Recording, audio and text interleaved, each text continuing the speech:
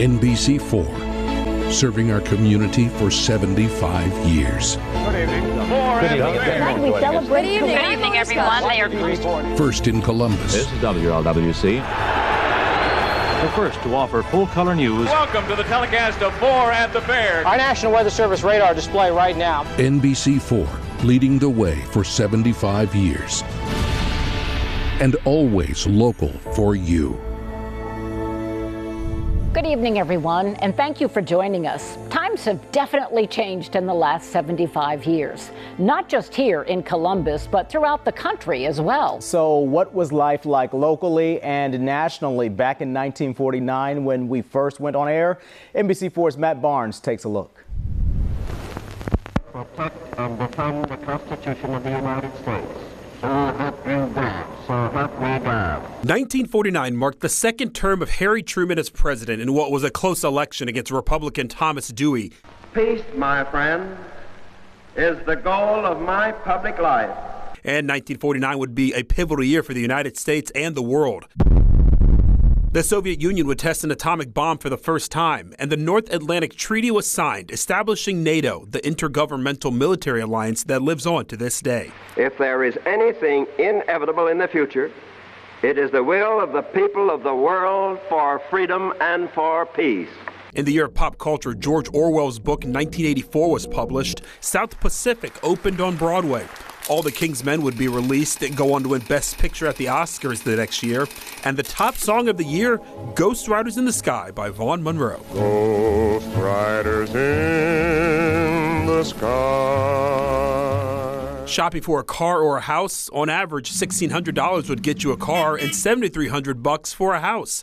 If you're heading to the grocery store, bread was 14 cents a loaf. Milk, 84 cents for the gallon. You could get a dozen eggs for 70 cents and a pound of bacon for 76 cents. Here in Columbus, Jim Rhodes was mayor of Columbus, presiding over a city with a population around 375,000 people. It was 75 years ago Ohio State won its first ever Rose Bowl. The team, coached by Wes Fessler, went 7-1-2 that season and were co-champs of the Big Ten. And the OSU basketball team was Big Ten champs as well. Coached by Tippy Dye, the Bucks made it all the way to the Elite Eight. Housing shortages, production delays, superloads. Sound familiar? Those headlines from today were also a few of the stories you would have heard back in 1949 right here on NBC4, then WLWC. Many of those stories would have been tied to the Lustron home. NBC4's Monica Day takes us inside what was dubbed the new standard of living for modern America. The Lustron Corporation was a local company. It ran from 1948 to 1950 here in Columbus. And Lustron was started by a Chicago industrialist by the name of Carl Strandlund. And Strandlund helped manage U.S. wartime production during World War II. And after the war had ended, there are a lot of GIs returning from overseas. They're looking to start their lives, they're looking to start families. He came up with the idea for a home that would be affordable, low maintenance, ultra modern. And the kicker of it was that he wanted a house that could be made on a factory industrial line like an airplane or a car could be made. The result was a home made entirely of porcelain and steel. All you needed was a 3-inch slab of concrete for the home to sit on. A factory truck would come out with all the pieces. There were like 6,000, 7,000 pieces of the porcelain enamel steel that would fit together on the metal frame that would be set up. Because of this growing housing boom and because a lot of these young guys are coming back, the housing market was pretty crazy. So we see a lot of similarities today. There were 3 models to choose from and 4 different colors, making it a customizable home for the middle class. Inside, you'd find modern amenities like the Thor Auto Magic, a combination dishwasher and washing machine. Hanging pictures, it was a breeze. If you had a strong man, you can hang anything anywhere. Built right here in Columbus, Lustron was a sizable employer, but sadly the company folded in 1950, in part due to funding issues, production delays, and shipping problems. One of the issues that Lustron did run into, though, was that the specialty type of truck that they sent it on, this flatbed truck, it needed, in certain states, actual paperwork and forms to be able to travel through these states. So there are some areas of the country where Lustron basically became shut out because of the traveling issues. But more than 2,600 homes did make the journey to 35 states across the nation before production was halted. It must have been really impressive to see an entire house kind of folded up like a Lego piece going out on these highways. NBC4 isn't the only local entity celebrating a milestone. A couple of local staples also got their start in 1949. Massey's Pizza is a local favorite. Its roots go back more than 7 decades. They developed the product in 1949, and then they went brick and mortar in the early 50s. Rich Folk. I haven't made a pizza for a long time. Started with the company in 2000. He's now in charge of marketing. People have so many memories associated with this because it's just been here for so long. The recipe, the original. Always been kind of family owned for the entire time, so it's kind of a neat story. The most popular pizza, pepperoni, is made and counted with care. Started out about 3 acres 75 years ago. We've grown to 148 acres. A popular place where families gather received its name the same month and year Channel 4 went on air, April 1949. Whetstone Park sits along the banks of the Olentangy River. One of its more commonly known attractions opened in 1953. It draws thousands of people every year, one of the largest rose gardens in the United States. And she says has more than 350 types of roses. On any given day, you'll find bikers and walkers. There's a field for soccer, shelters for cookouts, and a shelter house. I think you'd find that there's a lot here to offer, and visiting one time, you're only going to see a fraction of that, so you got to come back. So we're bigger than just a black organization. We're really about humanity, which is a part of our motto, culture for service and service for humanity. When the Columbus graduate chapter of Phi Beta Sigma got its start, the news was reported in an African-American weekly newspaper in October of 1949. The Ohio State News, it was called, wrote that the historically black fraternity, founded in 1914, would install officers of a graduate chapter. That chapter would be called Beta Omicron Sigma. But we also are focused on mental health. We're focused on physical health. We're also focused on voting and making sure people register to vote. In March, the chapter held a gala celebrating its 75th anniversary. Chapter President Anthony Reddick has fond memories of his fraternity. It's kind of an overwhelming feeling, and I'm a little challenged by what to do next. And what started as a little pizza place in Central Ohio. That was the very first place my wife and I went. We just moved here from the Washington, D.C. area, and we saw Massey's Pizzas, and so we pulled up in the Pickerington area, and that's what we had for dinner that night. It was just our first meal in Columbus as a family, and it'll never be forgotten. Rachel McIntyre was 17 when she started with Massey's Pizza. After a few years and a few stops along the way, she's back as assistant manager, counting more than 100 pieces of pepperoni that go on each large pie. I like the fact that a lot of the same customers have been coming here for years and years, so it's always good to see a lot of same faces smiling, coming back. Massey's Pizza now has 14 locations throughout Central Ohio, one in South Carolina. Once a week, pepperoni pizza orders are shipped to customers throughout the country. When we come back, we'll take a look at how we've been local for you ever since we came on the air. Bringing viewers the latest news, weather, sports, and special programming has been the mission of NBC4 since the beginning. But along the way, over the last several decades, we've merged informing you of the headlines and celebrating big events in Central Ohio with giving back to the community we call home, becoming the station that is truly local for you. Here's NBC4's Jennifer Bullock with a look back at some of our big events. Ladies and gentlemen, with the spacious Columbus skies forming a big top above us, a stage that's the Ohio soil beneath our feet, and your radio tuned to WNCI 97.9 FM. It's time to turn it up. Tonight, you're about to witness the premier fireworks celebration in the Midwest. Red, white, and boom. Watch and enjoy as fire dances in the sky and music fills the air. Since its start in 1981, Red, White, and Boom has brought hundreds of thousands of people together in downtown Columbus. It's become the largest and loudest Independence Day celebration in the Midwest, and NBC4 has been there for every moment. What does it take to put on a show like this? Well, it takes a lot of determination from hundreds of dedicated people who pull together like a family to make this unforgettable event. An unforgettable and big event every year for the station, now a proud sponsor, giving us the opportunity to celebrate with you and to share your stories. He's retired from teaching, but he continues to find these little nuggets to pass on. Thank you, Paul, for telling me about that story. Thank you for allowing me to spend time in the classroom there at Washington High School. And while we've showcased major events and big stories, we've also strived to serve our neighbors. Okay.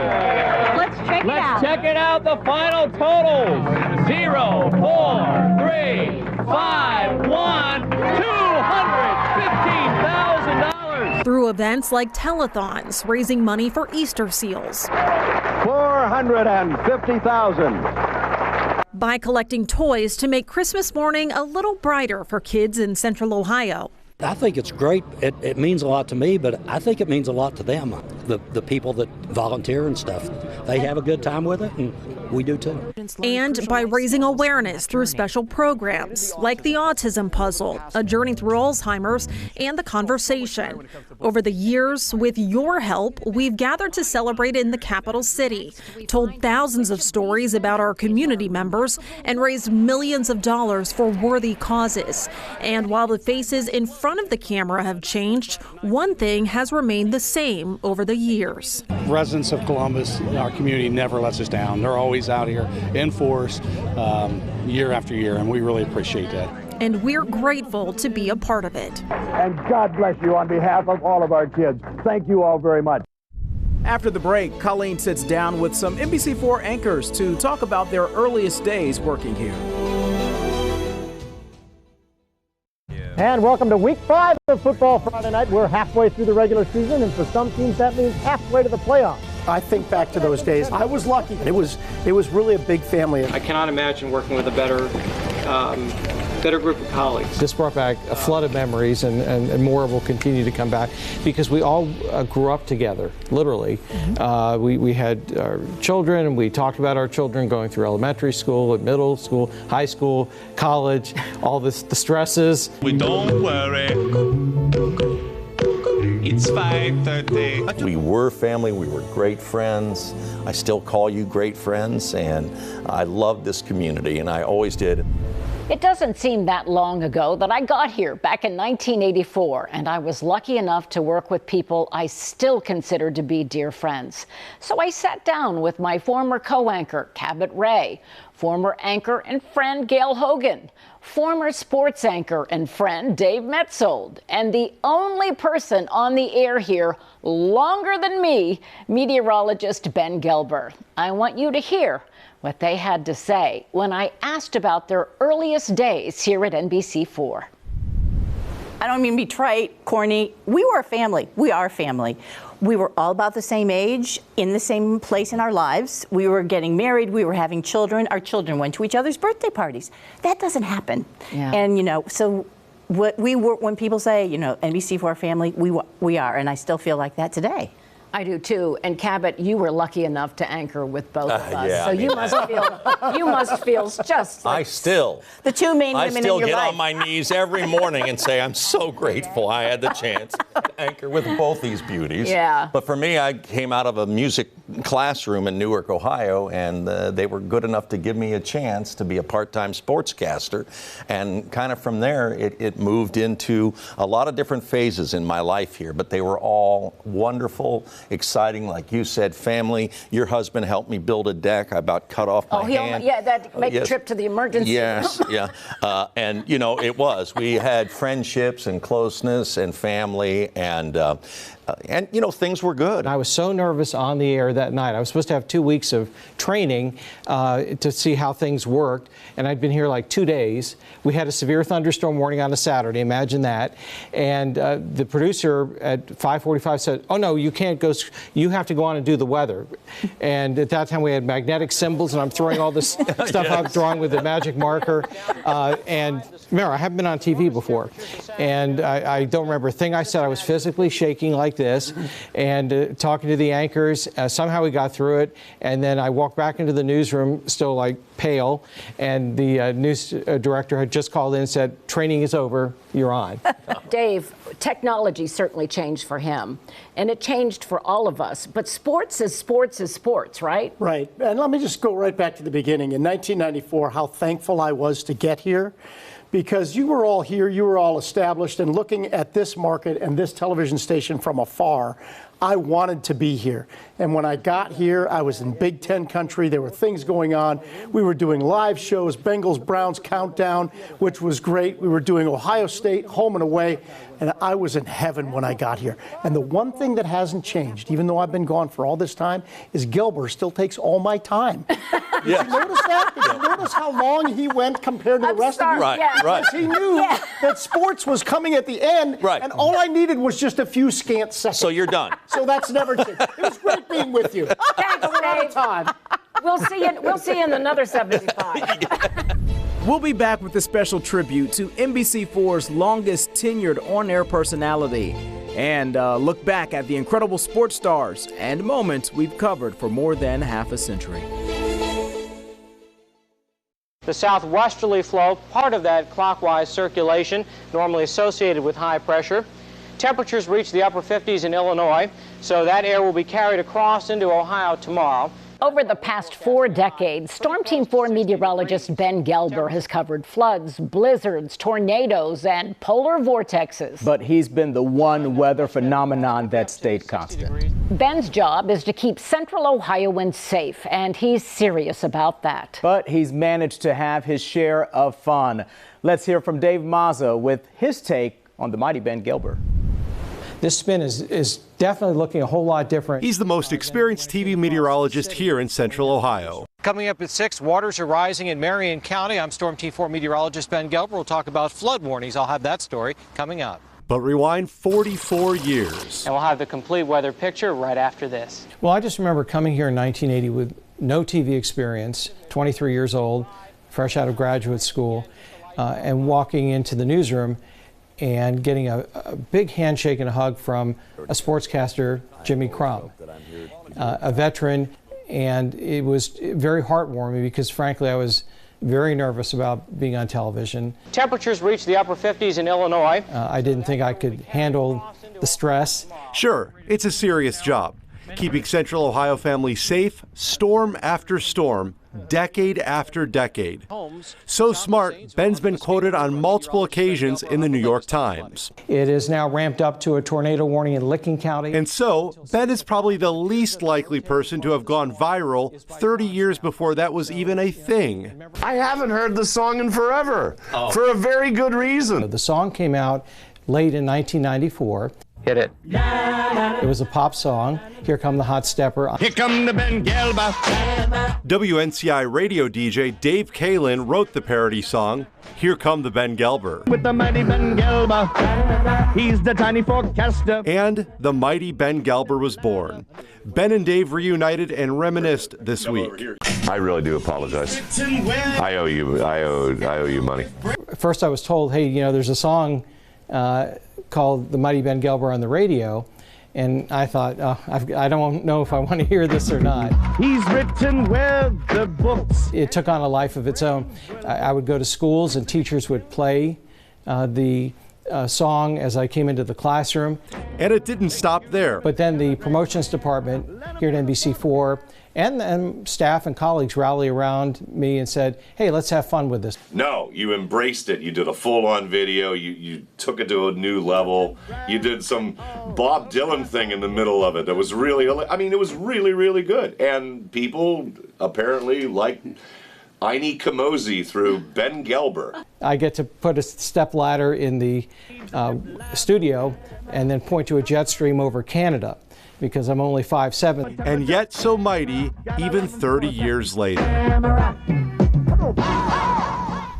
Oh, we love Ben. We love our entire team. I think about those nights when we leave Dave here in the middle of the night when he's covering a storm. He and Ben are both so serious about keeping people safe. We know they're the most accurate. It's been proven year in and year out, but they're also the most fun, we think. Great team all around. We know everyone loves the weather team, but simply stated, we also know Columbus loves sports. We've watched it grow from a college town into a professional championship city. You know, our Jared Smalley spent nearly 20 years in the NBC4 sports department, and tonight he brings us the story of WCMH TV Sports, and that story starts with one man.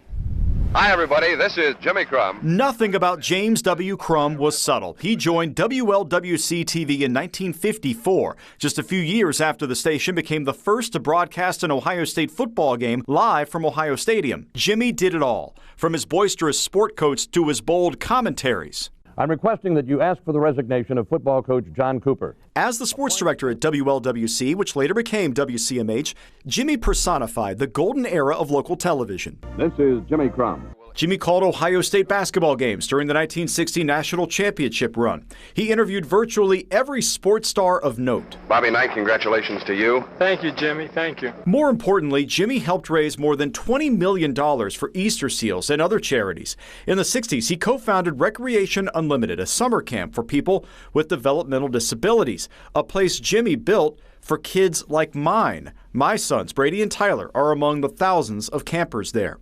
After more than 40 years in his role, Jimmy retired in 1994, paving the way for award-winning broadcasters like Douglas Sells and Dave Metzold to take the reins. Much like you don't replace a Woody Hayes, you follow Woody Hayes. You don't replace a Jimmy Crum, you follow him. But I was very excited, and I look back on it, and obviously it's one of the great memories from my career in this business. We were there for stories like the rise of Columbus native and world boxing champion Buster Douglas, tracking the remarkable career of Columbus's own Jack Nicklaus, including the growth of his memorial tournament into a PGA Tour staple. And Logan's Katie Smith becomes the all-time leading scorer in women's professional basketball history. And Columbus's growth is reflected in the rise of the Columbus Crew in 1996, and soon after, the Blue Jackets. While the Jackets have struggled over a quarter century, the Crew has been a mainstay in American soccer. Just last year, earning their third MLS Cup. Friday night. And that music is legendary. Football Friday Night and our passion for high school sports has produced cutting-edge coverage for decades. I mean, that theme song, it took on a life of its own. Bands wanted to play it. It was really an iconic part of Central Ohio Friday nights. Joe Burrow, quarterback, Athens High School. Perhaps the biggest star of FFN, Athens' Joe Burrow, the 2019 Heisman Trophy winner and now the Bengals prize quarterback. If you ask anybody about Columbus, Ohio and sports, with all due respect to the Blue Jackets and the Columbus Crew, it's still Ohio State football. Hopalong, Woody, Archie, Eddie. Their names lead the hundreds of stars who've graced Ohio Stadium and our airwaves. Every season, it's one of the most followed storylines of the year in Central Ohio. And today, our team is as strong as ever. In fact, current sports director Joe Nugent might have been destined for this. When he was 7 years old, he met the man whose job he'd later occupy. We hope that you will continue to enjoy Channel 4. I've been blessed to be in the right spot at the right time, to be with a great station, with a great staff, and to be in what the greatest city in the United States, Columbus, Ohio. Thank you, Columbus. We love you. Thank you for joining us this evening. NBC4 is proud to have served our community for the past 75 years. And we look forward to continuing to do so for many more years ahead. Good night.